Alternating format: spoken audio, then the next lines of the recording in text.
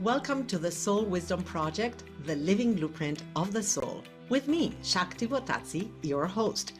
Do you ever feel overwhelmed by your daily life as if something inside you is trying to get your attention? As an international teacher, shaman, and energy healer, I will bring the tools of a lifetime to guide you to explore how to live consciously, awaken your innate wisdom, integrating the design, development, and emergence of your divine blueprint. Each episode blends grounded conversation with multidimensional insight, guiding you to release old patterns, align with your higher intelligence, and live awake, aware, and fully present.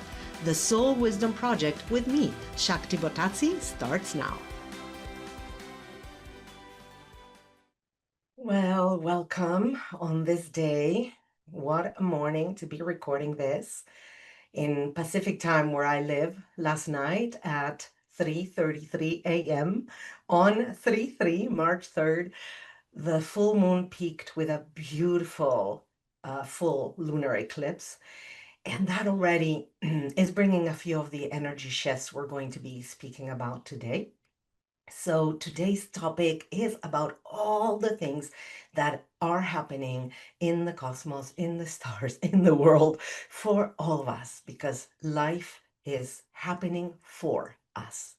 And specifically, I'm going to be addressing the entrance into this new Chinese year, the year of the horse of fire, the position of Saturn and Neptune in Aries, how they entered at 0 degrees, they are now in 1 degree, what that means historically in terms of how that has affected humanity every time that has happened, what pattern is there, and how to navigate these times, because this is important for each one of us.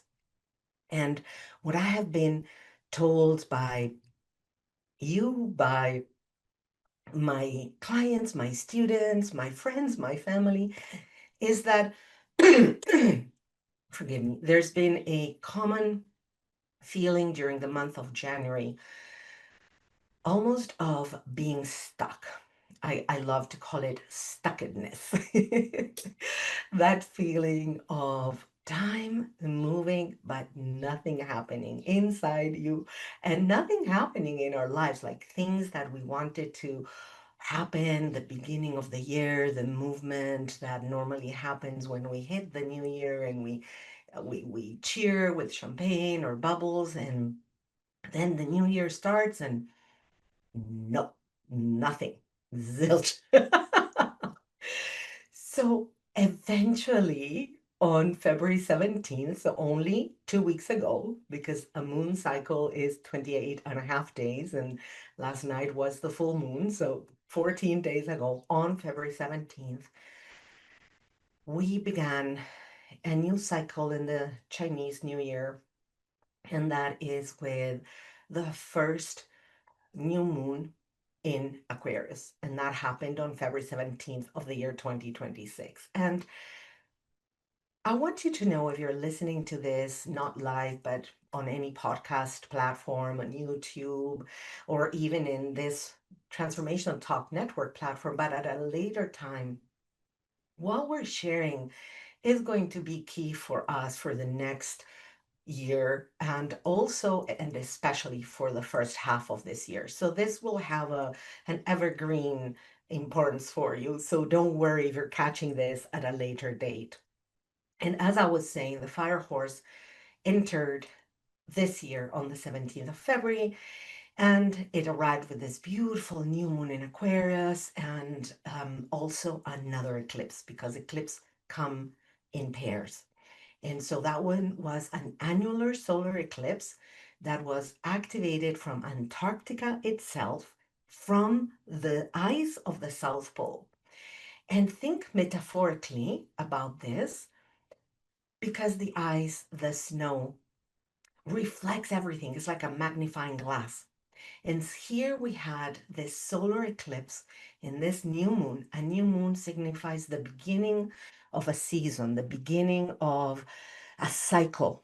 And in this case, it's the beginning of a new moon cycle, which is 29 8.5 days, like I said, but it's also the beginning of a new full lunar year, which has 13 moons.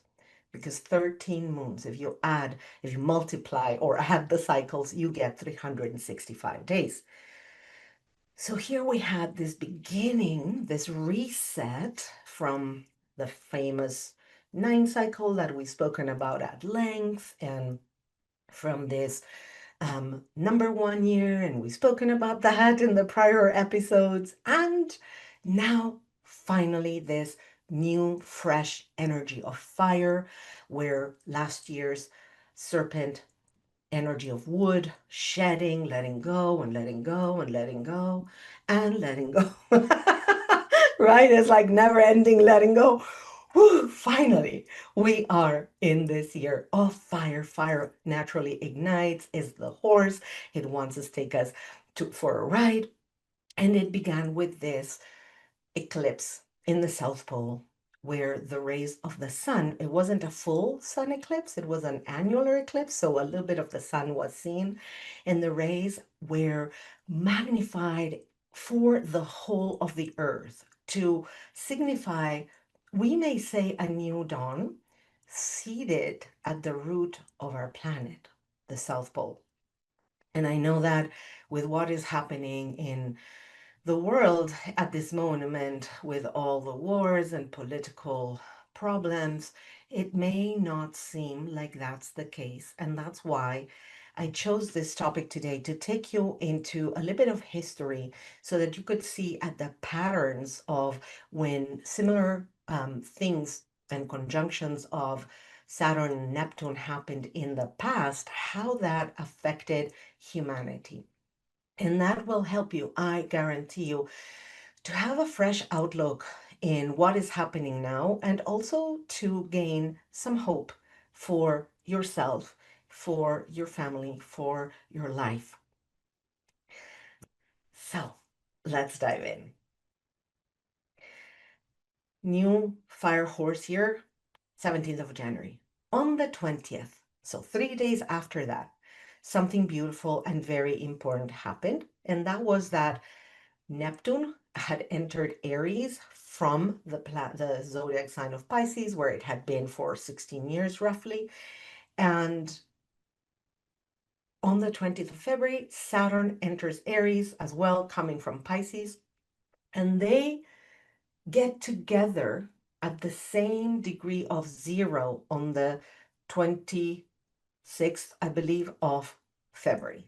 Every one of these dates I'm mentioning to you, the solar eclipse, the new moon, the full moon, the lunar eclipse, these entrances of these planets into these new signs, are particularly activating of everything around us. We are electromagnetic beings, and things that happen that include the gravitational force of our satellite, the moon, of the earth, of the sun, of planets that are in our galaxy, all of that affects our bodies physically, their gravitational force, their pull. On the 20th of February, all the planets were aligned in one straight row. That pulls our energy. And on top of that, there's been a lot of large solar coronal flares, like they call it, when the sun has these explosions. And that for sure affects the atmosphere of the earth, and that affects our bodies, because that is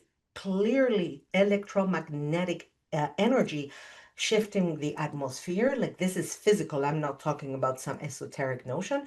And our bodies that are not just our physical body, but this whole electromagnetic field that's around us is impacted by all of that. And that's one of the many reasons why so many of us have been feeling so tired in the last couple of weeks, 3 weeks, depending upon who you are, more or less. But there's this commonality of all of us understanding that the energies were wonky, kind of weird and comfortable. We were tired. We were a little bit out of sorts, because all of these new, I like to call them ignitions. Every time a planet shifts into something else, it's an ignition of a new energy. all of these ignitions shift from water in Pisces to fire in Aries. And in this particular case, Saturn and Neptune occupied this exact point simultaneously at 0 degrees of Aries. And Aries is the first sign of the zodiac.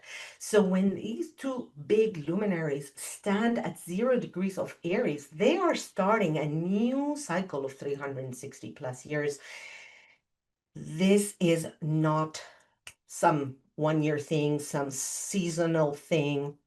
And the last time, like I was saying, that Saturn and Neptune both occupied this 0 degree of Aries happened in the year 4361 before Christ. So that is roughly 6,400 years ago. Can you imagine? This hasn't happened for 6,400 years. This is a huge new cycle. And within this new cycle, there are many other cycles, such as the cycle that will take Saturn to move through Aries and leave at Aries, and this cycle, which is roughly 3 years. And then we have the cycle of Neptune in Aries, and it'll take about 14 plus years to move through Aries. So we have a 14-year cycle, we have a 3-year cycle, we have a cycle of a new year, which will last a full year for the horse of fire, a full lunar year. We have all these cycles that come into being all together, one stacked on top of the other, which is very rare. Normally, we have a portal, a big portal, and then we move through that one. For example, like the 9th of September of last year, 2025, added to 9. And the 9th of the month 9 of a year adding to 9 was the famous 999 portal. Well, that portal happens once every 9 years. And that portal was right there with other things, but nothing really major happening other than the portal. Here, we're having the new Aries cycle, the new year, the new zodiac cycle, the new fire horse year, the new 6,400 year, the new 360 year, the new. Whoo, can you imagine all of these piling up? These are a lot of shakes, a lot of energy coming to shake the status quo so that something new can emerge. And I want to offer something to you because I was sitting with all of this about 3 weeks ago, just prior to the horse new year to come up. And I got this download of there's work that we all need to do. There's introspection that will support us. And I got this download to create this reflection guide. I called it the Fire Horse Reflection Guide. And I really advise you to download it and use it. You can read it. I left room in the guide to fill it in there, but you can use it as a guidance for your reflections in your journal. And it guides you through a lot of these energies that I'm describing today and that I will continue to describe through today's call, so that you can really tune into what is that for you and how is that showing up in your life and what is your unique thing that will support you through these times. You can download this reflection guide on my website, and you can go also to the episode on the Transformation Network here because the link is there. And on my website, go to theawakenpath.com. You already know that, theawakenpath.com/fire-horse. And just download it, and I hope you find it useful for you, because I have heard from many that have already gotten it that it's been quite insightful for them to move through what the guide was offering. So, moving on to this fire horse, fire, think about the element of fire. Fire brings acceleration. Fire moves fast, right? When there's a fire and it burns through a forest, it moves very fast. And every time we think of passion, we speak about the fire, and fire gains momentum. And Think about the metaphorical understanding of a horse. A horse can walk, can trot, can gallop, can jump so gracefully. Horses are graceful and powerful, and they are spiritual beings, and they're also faithful and intelligent. Well, all of this is an energetic that is available for us as this year is progressing. And for your information, every Chinese New Year, which implies an animal archetype and one of the five elements of the Chinese zodiac, repeats only once every 60 years. Another cycle, right? So the last time we had a fire horse year was in 1966.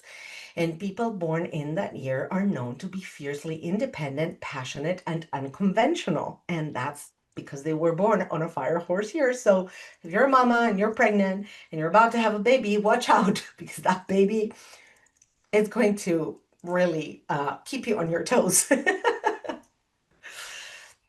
And as I was saying, numerologically, this is year one, and the 9 year of shedding and dissolving and composting everything that no longer belongs to you has been completed.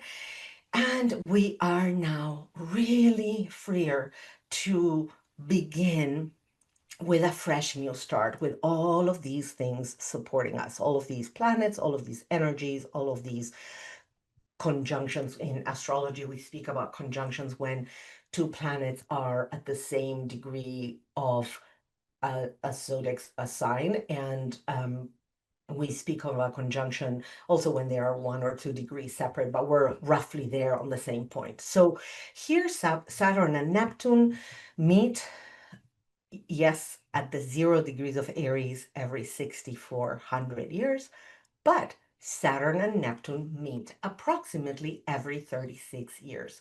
Because think about this, Saturn takes about 167, I think, years to go around the zodiac wheel, okay?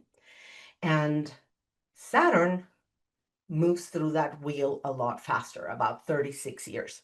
So as Saturn is moving, imagine a circle, Saturn is moving, Saturn goes and meets Neptune again. And then Saturn keeps going and Neptune moves slowly and comes meet it again. Therefore, about every 36 years, these two meet. They not only meet like this time, which is so rare, at the 0 degree of a full new zodiac cycle, they meet in different signs in different degrees.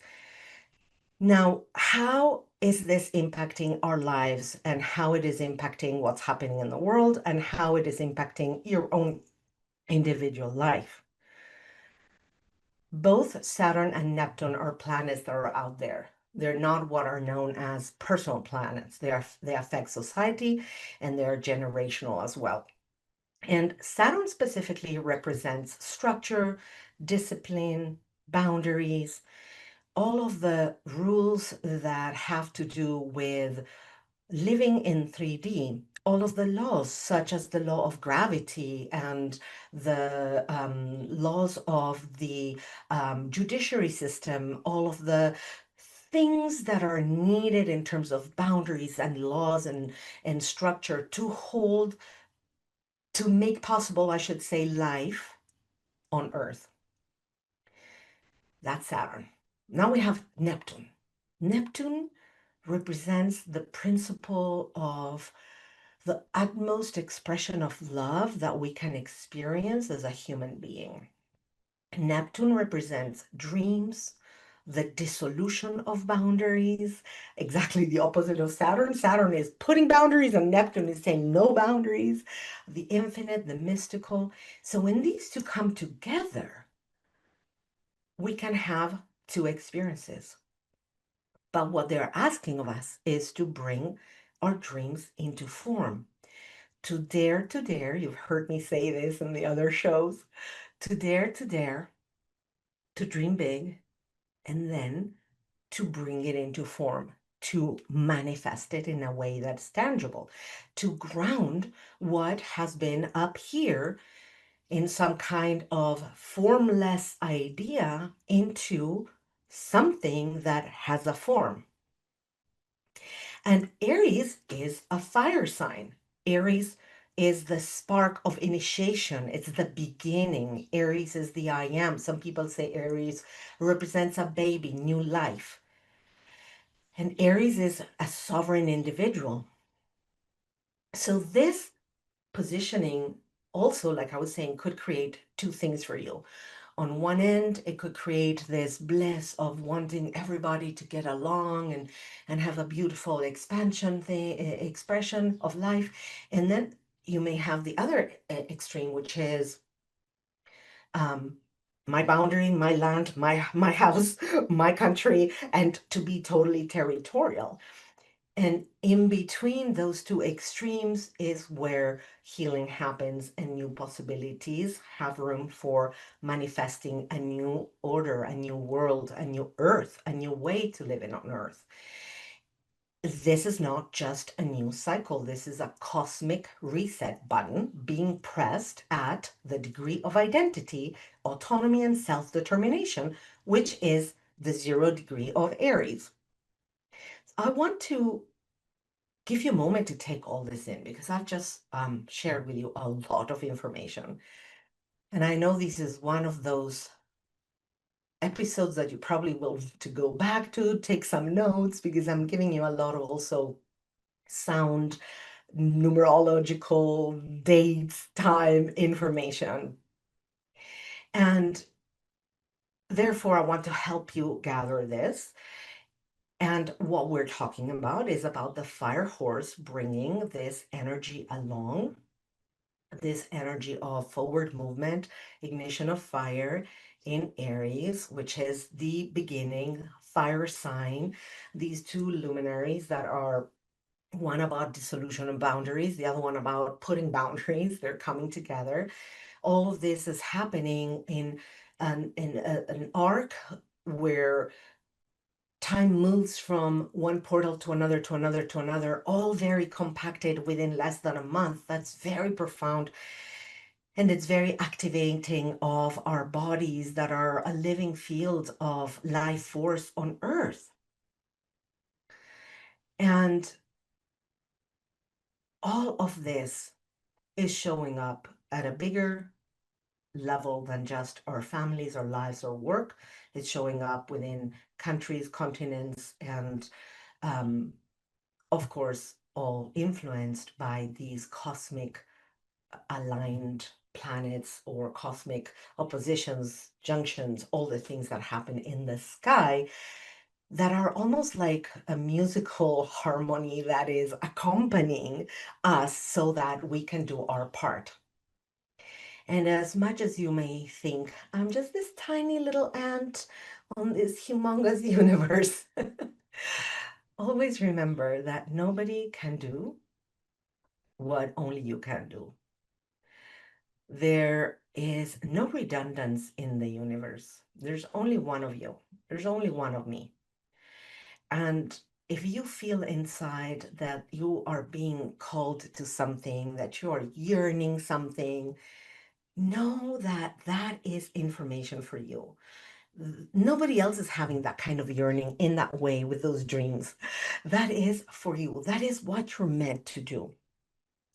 Now, the fire horse may have you galloping before you're ready, and that's why I want to have this conversation. How do we make sure that you're ready and you don't start running away and then kicked out of the of the saddle?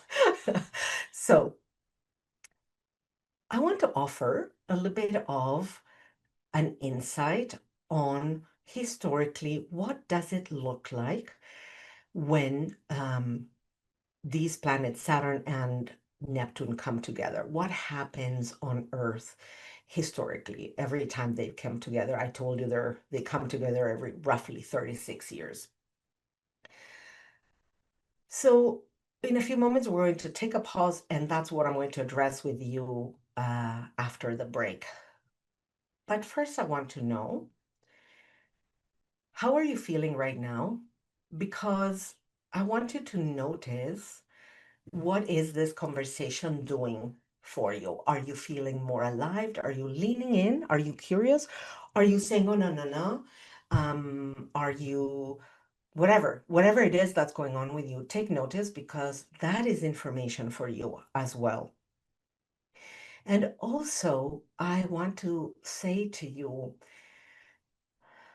remember to go inside, to become curious. The One of the most powerful tools of a spiritual seeker is curiosity.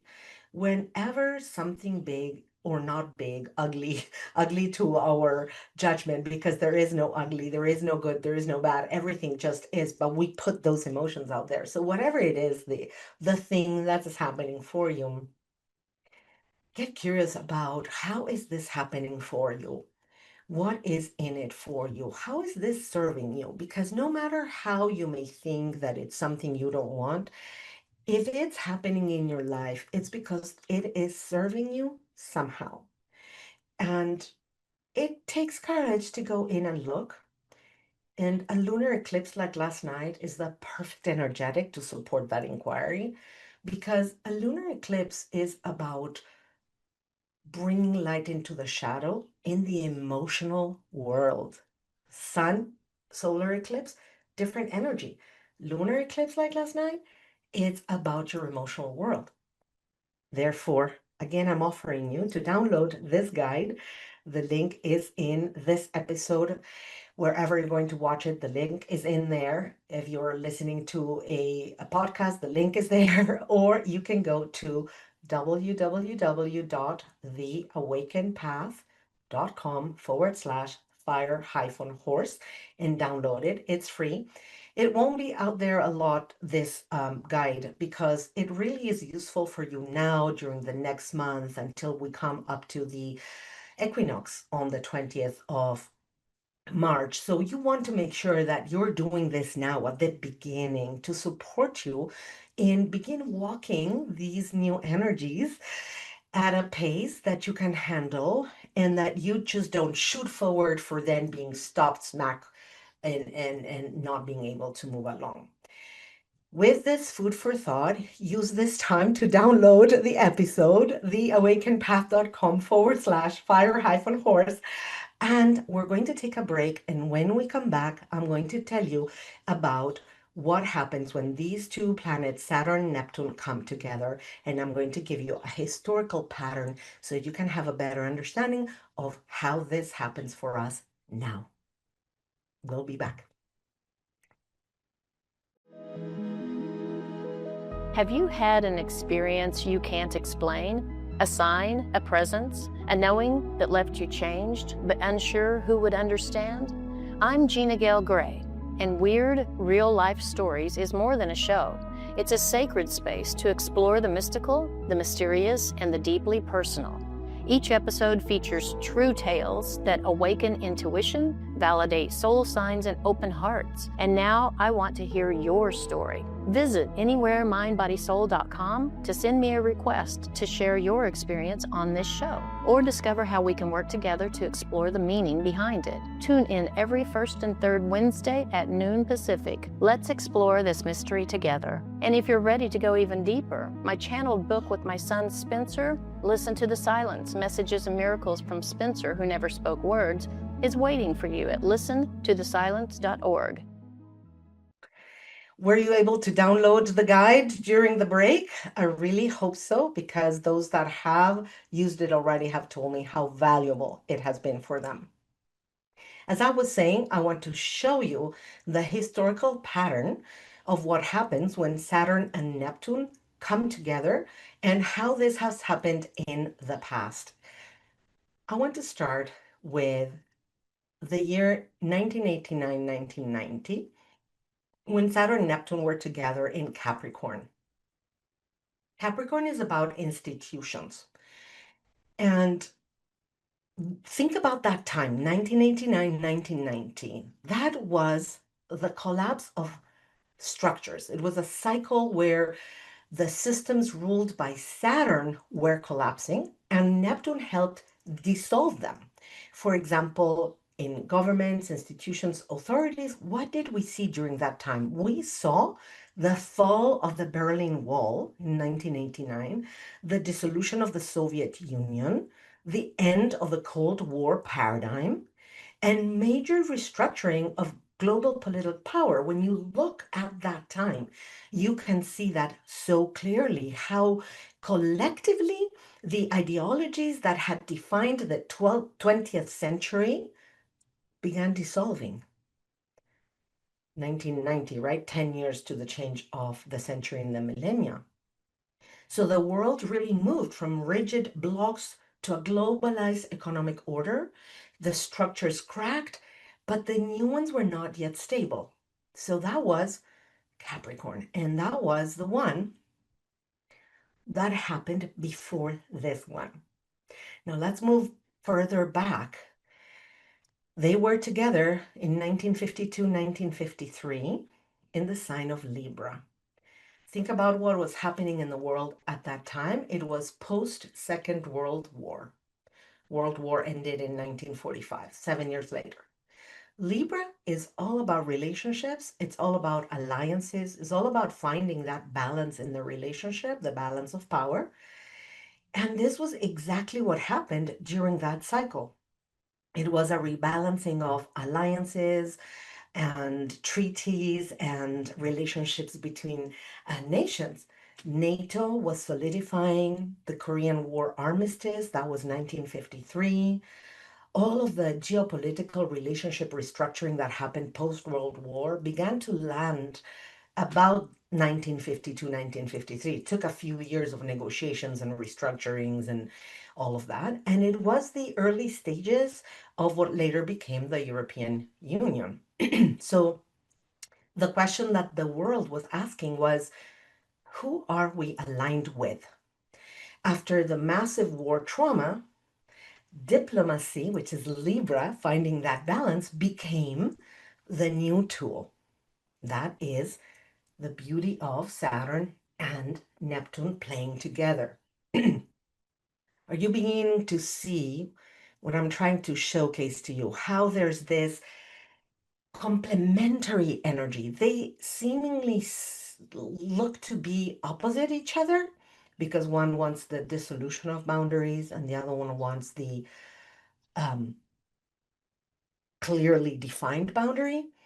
But when they can dance together, what is at play is that perfect balance, how they are integrating. So in a moment, I'll tell you how that is going to play out in Aries, how they're now. But first, I want to tell you one more example. Well, one more outlook into what happened in the past. Before 1952 and 1953, that was 1917, in the sign of Leo. Leo, the lion, power, the king of the jungle. Me, the sun, right? Shining, me, the lion.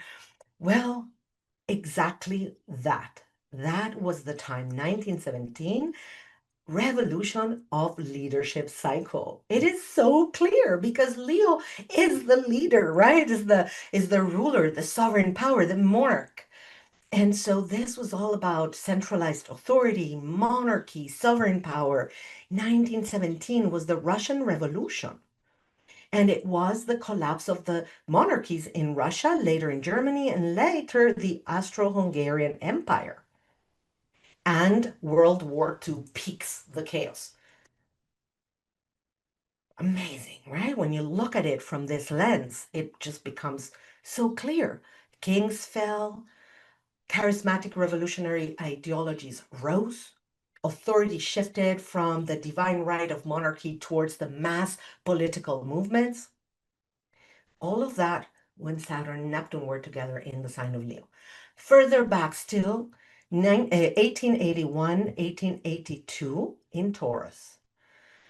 Taurus is all about money and resources in terms of, it's also about well-being and the well-being of the body. It's all about the well-being of the material resources. But we're talking from a standpoint that is beyond the self, like I was saying, societal and generational. So what was happening when it was in Taurus? It was a cycle of the restructuring of value, because Taurus, governing money, land, resources, material stability, what showcased in the playing of Saturn and Neptune was the expansion of industrial capitalism, the consolidation of banking, the beginning of the early labor movements. And it was a time where the colonialists, unfortunately, peeked into the extraction of resources from the colonies. Not cool, but this is what happened. And in actuality, in that year, in those years, during that time, the modern material economy, the one that we have been living in up until now, was beginning to be built. And it also seeded the tensions that would later erupt with the labor revolutions, global conflict, etc., just like I shared.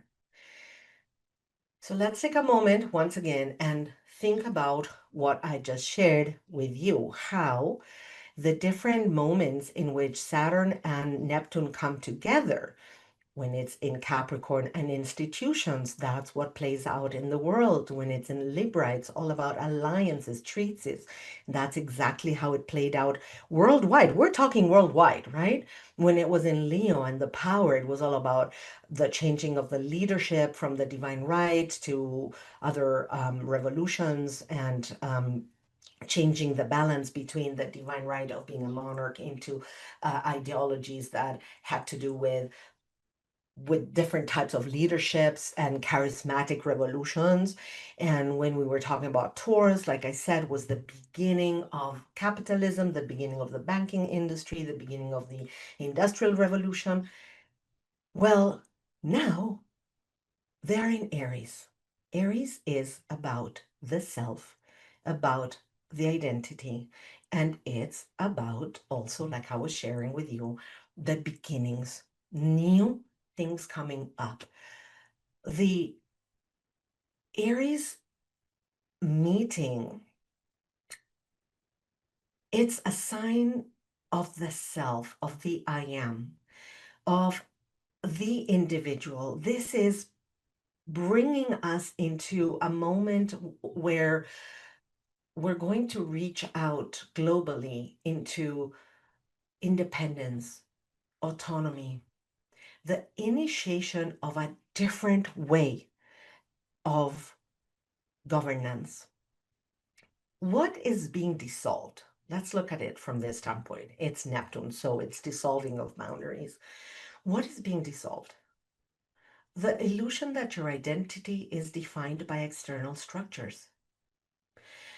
What's being dissolved is the idea that your power belongs to someone else. How huge is that? The idea that sovereignty is negotiable. Sovereignty is not negotiable. You are a sovereign being, but we have been living through the decades and the eons without that recollection. That was stripped from us, and we believed it in the illusion. So thank you, Neptune, for being the dissolver, all of those illusionary, disempowered beliefs and systems. And what is being restructured? The individual, you, your sense of who you are and what you're here to do. And now position this in the era of Aquarius. Now, what is the age of Aquarius all about? The age of Aquarius is no longer about gurus. It's no longer about following this charismatic leader. The age of Aquarius is about each one of us rising. Buddha used to say, I will come back in 2,500 years with you, the Bodhisattvas, so that we can all rise up from the earth together for all of humanity. Well, it is 2,500 years later, and this is the era of Aquarius, and we are the Bodhisattvas. We are those that are being called to rise up because each one of us is needed. Wow. That's powerful, isn't it? Just sit with that. Wow. And if you think back to when Saturn and Neptune met in 0 degrees of Aries, like I mentioned in the year 4,361 before Christ, that was during the age of Taurus again. Think of this, age of Taurus, about 4,400 BC, okay? Age of Egypt, the pyramids, gold, the body as a temple. Egyptians were huge about that. They were all about oils and lapis lazuli dust and coal and oh my goodness, they were all about the body as a temple and all the rituals of entombment, right? Material power concentrated in pharaohs and kings. Well, now we're in the age of Aries. War cultures, individualism, some people can call it that. Think about the age of Pisces. That was the 2000 years ago, right? From the Jesus' birth to the age of Aquarius. That was all about sacrifice, saviors, transcendence. And also Pisces, everything was happening under the water. Nothing you could see. All of the manipulations were happening underneath, so you couldn't know what was happening. Now, the age of Aquarius, air, creative mind, technology, like we've never seen before, AI, intellectual, acute, new mind, the age of Aquarius, collective consciousness, networks, technology. We all rise as individuals. And here we are with Neptune and Saturn in Aries coming forth. How big is that when you look at it from this standpoint? My invitation of having this conversation with you today, and you can see how, regardless of the fact that today is the third of the third month of the year, and that at 3:33 Pacific time we had a lunar eclipse peaking. Beyond that, you can see how this conversation is good for the whole year. There's a lot here to unpack that will continue to affect us for years to come. As I said, Neptune has like 14 more years plus in Aries. Saturn has around 3 more years in Aries. All of what we're saying that happens with these two luminaries in Aries won't happen on day one. It takes a little bit of time for these energetics to move and shift and land where they need to land. But what's key is that while planets, this is for all of astrology, when planets are in the last degrees of a sign, 28, 29 especially, and in the first degrees of a sign, 0 and 1, the energies are enormous, magnified. And in this moment, the um, in the zodiac sign of Pisces, there's 5 planets like a stellium happening there, and there's 4 in Aries. There's all these 9 planets happening all together between Pisces and Aries. There's a lot happening within the cosmos to support us, going down, going inside, going deep, asking the questions and bring them up into the Aries birthing of, okay, I'm ready to bring this forth. That is what's happening now. We are Neptune Saturn now at 1 degree of Aries. So the collective is beginning to wake up. We are at the beginning of AI, and you can see how technology connecting us all is rampantly going fast. The divine feminine is finally rising. I'm so moved by that. That's the topic of my second book, by the way. So hang in there. It will be coming up. When sovereignty is no longer for kings, it's for everybody.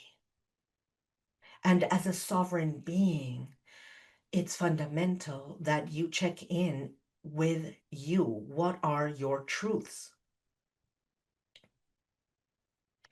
What is it that you are going to hold in your sovereignty?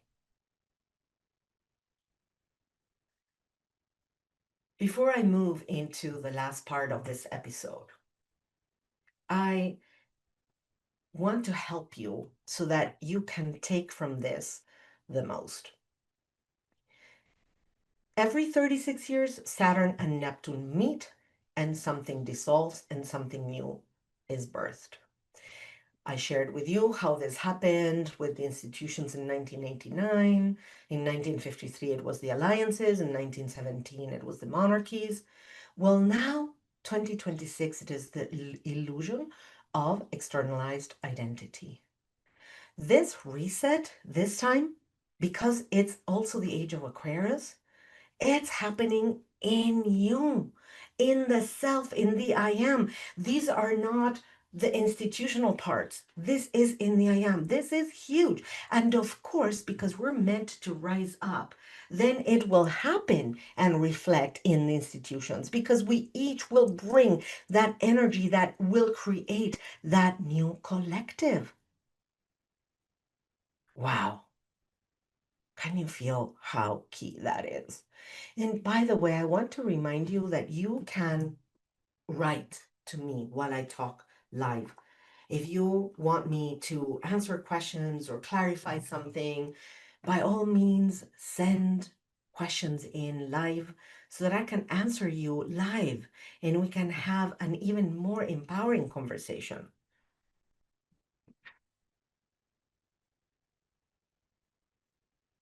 Now, let me tell you what 40 years on this path have shown me over and over again. And let me tell you a path where I've been, if you followed me, if you know something about me, I've been through major death and rebirth cycles. I have a lot of fire in my chart. I'm personally an Aries with rising in Leo, the moon in Sagittarius. There's a lot more fire in my chart beyond that. And a year like this one, where it's so much happening in Aries, is clearly activating me a lot. And for you, you have to look at where are these planets falling with regards to your birth chart. How are they matching, right? How are they playing with where they were in your birth chart? That will tell you a lot. What I can already tell you very generically is that if you're an Aries, you are being impacted. If you're a Pisces, you are being impacted. In what precise way? It would be that we have to look at your chart specifically and look at what's happening. But just know that with all of this happening in Pisces and Aries, especially you are being impacted. But that is not just you. Everybody is. And that's why I'm mentioning this, because like I said, these two planets are not individual. They are out there, so they're affecting generations and they're affecting the societal collective, and that's why they're affecting everybody. As I was saying about the many things I learned as a phoenix that, died and rebirthed so many times, is that if you have been resisting the inner work, if you have not been able to surrender to what your soul and body have been wanting to tell you, the horse will run you over. It will not wait. This horse can take you for far, far, far, far. It's a horse of fire. It can take you farther than you've ever gone, especially with all the other things going in the sky and with all the things we've come through. And that's why I'm talking to you today about this, because it's all good. You still have time to prepare your saddle and to brush the horse a little bit more and to get to know your horse and to talk to it so that you can make sure that when you're ready to ride it, it will not buck you off, because that is the danger. And I'm talking about my own experience because as an Aries, I tend to leap before I think. Anybody out there that tends to do that? Yes, that was a big learning in my life to just, you know, chomp at the bit, stay there, chomp all you want, but don't begin running before you're ready. And the truth is that Aries, regardless of what sign you are, has this tendency, this it's an activating energy. So it will have you wanting to leap before you aim or to start running before you even know where you're going.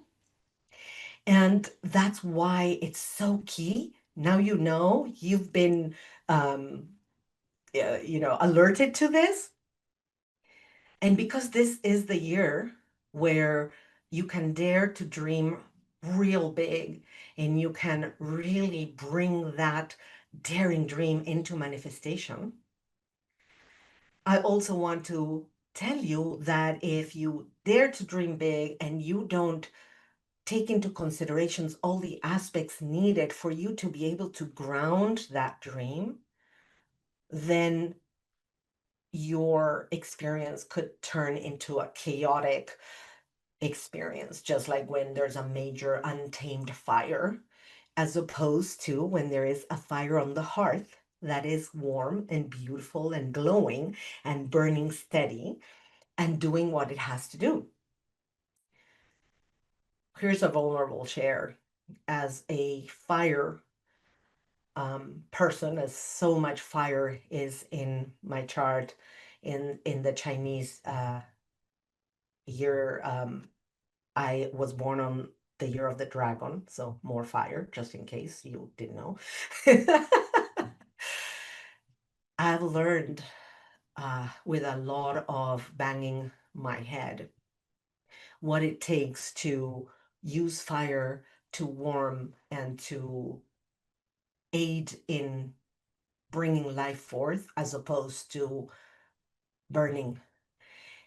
Uh, which, of course, whenever in the past I've burnt others, it wasn't because I was willing to burn. It was just me being reckless because I didn't know any better. And as you can see, there's still an emotion here because my intention was always pure. This is another thing about Aries. And again, this is for everybody, regardless of your zodiac sign. Like a baby, right? A baby is clueless. A baby can go out and, tamper on a new sand castle just because how fun it is. And, the little 7-year-old kid that just did the castle is left agog, right? Like, what was that all about? And the baby doesn't know better, but he just hurt the 7-year-old kid, right? That is also Aries energy, is the baby, is the innocence, but is also the clueless when it's not in high vibration. So let's all take that information and treasure it and put it into your own experience, into what are your dreams and how are you going to make sure you connect with this horse so that you can begin caressing, preparing the saddle, tighten it just at the right tightness and putting, the right height of everything, and then start walking, then slowly galloping, and then trotting. And then when you start galloping, whoo, you can go so far. And the others, you've heard me say this in every episode before as well, is it doesn't matter if you don't have it all figured out ahead of time. Actually, that is not how the world works. The universe, if you're living in alignment, won't necessarily give you all of the steps forward. It may allow you to vision, this is the dream, this is where I'm going, and it will allow you to aim in that direction, but it'll show you just the next best step for you to take. Potentially, it'll show you the next 1, 2, and 3 steps. If you've been doing a lot of the work, you will know better where you're heading. But the path will be shown to you as you take the path. And that's why I'm inviting you to get really honest with yourself before the gallop begins. Because another characteristic of this horse of fire is that when you're going to begin galloping, it's going to go. There's not going to stop the horse. And so you want to make sure that you're aiming in the right direction, that the horse knows where you're going, and that you and that horse are really connected. Yeah? Like a good rider. And this is one of the reasons I created the Fire Horse Reflection Guide, because I put questions in there designed to help you get honest about where you are, where you're being called to go, what still needs tending before you ask the horse to gallop. It's free. So go download it, theawakenedpath.com/fire-horse, or in the details to this episode, wherever it is that you're watching or listening. It's free. Did I say it's free? So, beloveds, all of you, thank you for listening. Thank you for listening live. Thank you for listening at a second time. Let me bring this all together as we close the show. The Fire Horse is here. Saturn and Neptune are at 1 degree of Aries. They're here to stay for a while. This is a 6,400-year reset. And this is not just that one cycle of 6,400 years. It's a cycle of 360 years for Saturn. It's a cycle of 360 years for Neptune. It's a cycle of 36 years for Saturn. It's a cycle of 1 year for the Fire Horse. It's a cycle of a new moon, a full moon. It's a cycle coming up to the next opening portal, the equinox on the 20th of March. Yet again, another refresh of this reset. This is like a huge door opening. And because we're humans, we need more than one activation to be able to incorporate it all. And that's why it's so important that you have to aim before you gallop. And you take in what we explored today. We explored how this reset may affect you. We explored the illusion of the externalized identity and the opportunity that is here for us with Saturn and Neptune coming together in Aries at the beginning of a new zodiac cycle. The self, we are being restructured. Well, we are being structured, and we have an opportunity to really become sovereign and choose. And the third aspect was, here are some tools for you to navigate all of this. Download the free guide. It's in the description to this episode as well. Aim before you gallop. Get honest with yourself. Tend to what still needs tending. These are practical ways so that you can truly take all of this energy available and you can create the life you dream. And one last thing, want to offer you, if you're wanting to jump into a multidimensional session with me because you want to have help in gaining clarity, go into my website, theawakenedpath.com, click on work with me, go to multidimensional session, and here's the key: use code FIRE111HORSE to get 111 discount in a multidimensional session. And if you have any doubts about this information is also at the end of the Fire Horse Guide. Go download it, and I'm hoping that you're going to take me on to be supporting of you. There's so many other things that I can support you with. Thank you for being here. Thank you for listening. I will see you next time. Bye. Thank you for joining me, Shakti Bottazzi, on the Soul Wisdom Project, remembering the living blueprint of the soul. Tune in every first and third Tuesday each month at 9 a.m. Pacific on Transformation Talk Radio. Continue your journey of conscious embodiment, integrating the design, development, and emergence of